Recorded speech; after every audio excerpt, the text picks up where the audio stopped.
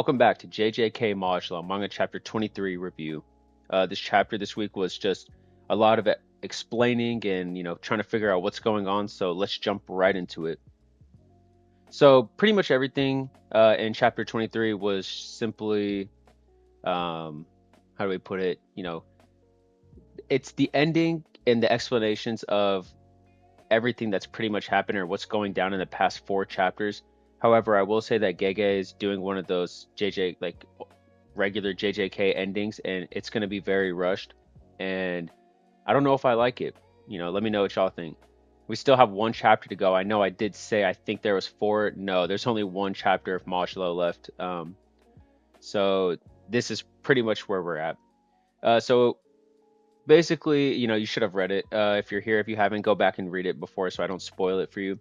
But Maru and Yuji basically cover what they're going to do, and they fully commit to the plan of removing cursed energy from all of the curse users and, the cursed energies, cursed spirits and stuff. And so that's what they go to do.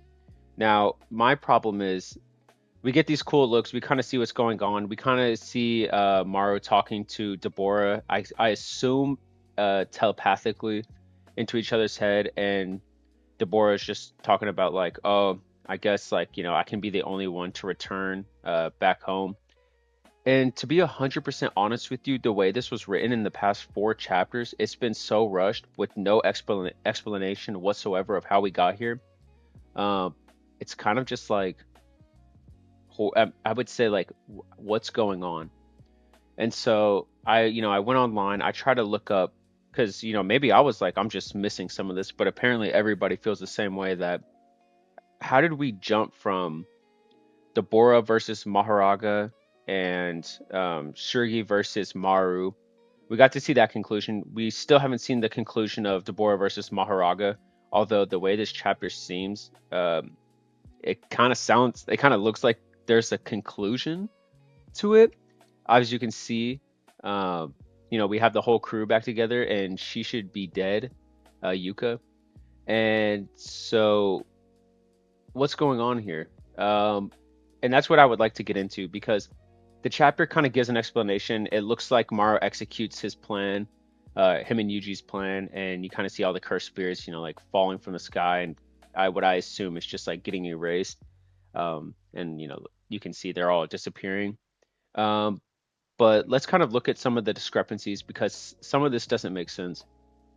So we started out this, we're only starting from right around where Maharaga gets summoned. So Yuka's about to die, right? She's already on her deathbed. She has a brain tumor, and she's not expected to live that long. And so she summons Maharaga to fight Deborah as a representative of Japan. Then we move on and we get Deborah versus Maharaga, and it was awesome. Kind of back and forth adaptation. Maharaga is kind of like giving Deborah his first good fight, and Deborah's kind of adapting with Maharaga in a way. And then the next chapters we follow up with Sergei and Maru fighting, although this may be the most conclusive ending that we get, because we see what happened in the end of their fight. Now this is where it gets messy, because we don't really see how we get from here over here to Yuji. Now we see Yuji's appearance. I'm kind of skipping past him whenever he first gets there, and he stops everybody from like fighting, and we get to see him using the blood piercing technique. But yeah, how did we get from Maru being over here with Shirgi to talking to and being inside of Yuji's technique, in like that midway point? I'll just call it purgatory, because I mean that's like the middle ground between heaven and life or whatever. But yeah, it makes no sense. So we basically just we skipped, like, I don't know, what would y'all say, like maybe a couple of hours in the manga, to be able to get to the point where we get to see Yuji in here with Mahito, sorry, however you want to pronounce it. But yeah, no, it makes no sense, because how did we get to this point? And so we get to right here, and basically we get the explanation of, all right, let's do something about cursed spirits and cursed energy, and you know their discussion on, making everyone a curse user. It's almost, no, it's not really. But yeah, so then we get over here and they use Mojito, his idol transfiguration or whatever to manipulate the soul, and it's Maro's technique amplified using that. And so once we move on, we kind of just skip to, okay, yep, let's do that plan. Uh, and we're here with him with Maro executing the plan. Now, if I go back, let's remember a couple things that don't make sense. How is Yuka here? Now, you have to remember that Maharaga doesn't go away. There's only two ways Maharaga goes away. Either Maharaga gets obliterated and gets killed by whoever he's fighting, and that's that, or um, the other person dies and everything's done. The fight's over with. And so I don't understand, unless Deborah died and somehow Yuka is back alive, which shouldn't make sense. She sacrificed herself. She knew she was going to die. She was already close to being dead. But there's also a kind of an interesting theory that what are the chances that because Yuji and Maru, they're kind of like in that midway point in purgatory. What if Yuka's dead, Sergei's dead, Cross is dead, Maru's brother, and Maru? What if they're all dead and they're at that midway point watching all of this happen? I that's the only thing I could possibly think of. Maybe Sergei and Maru killed each other and we didn't know it, and so that's how Maru was able to get to that midway point with Yuji, where Yuji could talk to him. But other than that, yeah, I have no idea exactly how we got to this conclusion. Now, we do have one more chapter next week, and I'm not going to say, like, I know nothing, coming up. I try not to read any spoilers. I just wait for the chapter to release. But yeah, I don't think that Gege is going to give us like some kind of like explanation in one chapter. He didn't do it in JJK, the way that ended. And I don't think he's going to do it here. I hope we do, because I could be totally wrong. I kind of like the idea that maybe they're all dead. If they don't plan to continue with Modulo in these characters, then this is the end of JJK.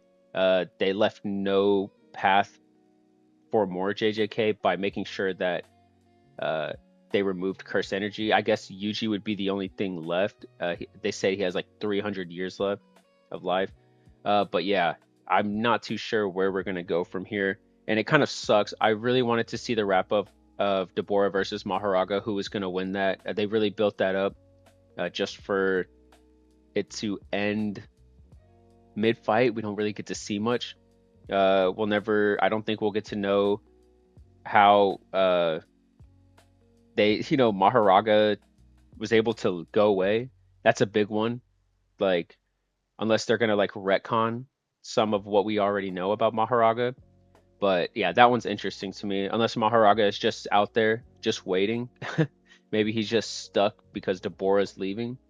But yeah, I assume that the Sumerians are planning on coexisting with the humans. I don't understand why Deborah has to go back to his home planet. Hopefully there's more. Maybe they're setting up something big. So we kind of need a big chapter hopefully in the next 7 days. But let me go ahead and check it right now. Because if it's not in the next 7 days, maybe if it's in the next, upcoming in the next 5 days. Yep. So next chapter will be this Sunday, and I'm really looking forward to it. Hopefully we get a little bit of explanation, but let me know what y'all think down in the comments. I'm gonna go live later and hopefully get some Modulo fans in there and kind of discuss this to see, how they feel about this, because there's only one chapter left. We know there's not going to be much. If it's only going to be 21 pages, we're not going to get the explanation that everybody wants, or some of the conclusions. So I'm just kind of excited to see how this goes. But yeah, I appreciate it. If you made it this far, make sure to like and subscribe, and I appreciate it very much. Y'all have a great day.